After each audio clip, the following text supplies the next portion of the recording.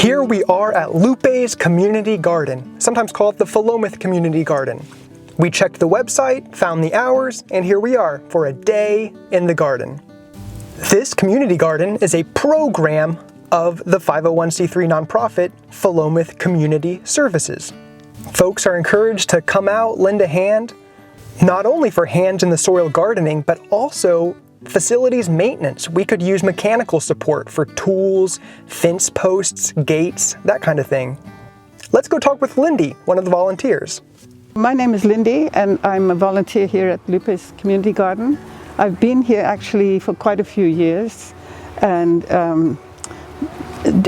because there's only a few of us here, the ones who come regularly are more the ones who know what's going on, kind of, you know.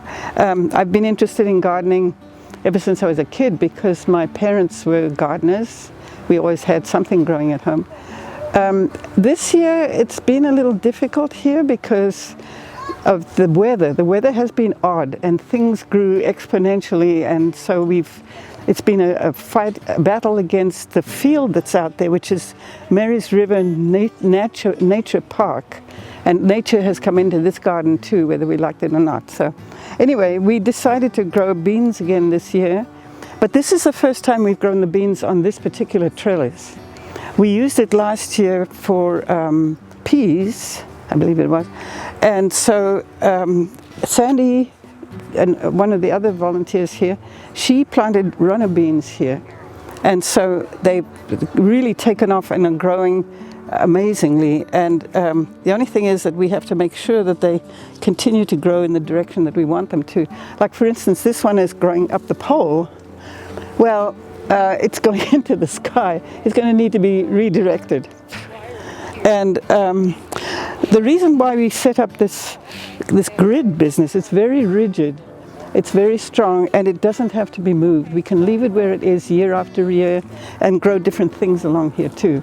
So Sandy has dug out an area here, put compost in, planted actually seeds, right, okay.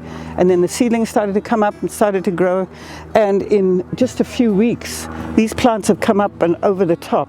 So what I need to do is go inside and kind of encourage them to hook themselves onto the grid that goes over so that we can reach those and pick beans. So I'm going to go inside there now. Beans will grow up to the sky. When you all know the story about Jack and the Beanstalk, well, so we don't want these growing up to the sky. We want them to be on the underneath part of this grid so we can pick the beans. And it's not that high. I see they're flowering already. So in a couple of weeks we'll have beans to pick.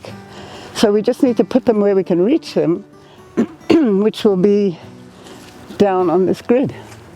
And this is the first time we're growing beans on this grid in the garden here. We had them growing upright before, but I think this is going to be better. So that's what I'm doing here at the moment, just making sure these tendrils grow so that we can pick the beans.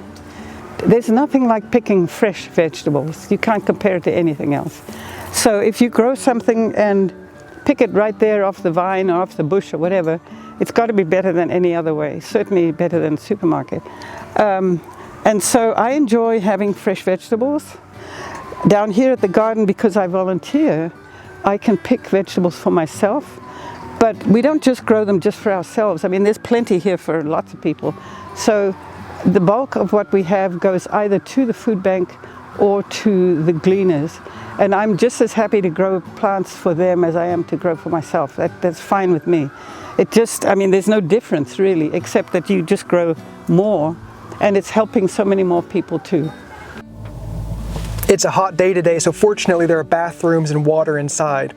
Let's go see what Karen has to say.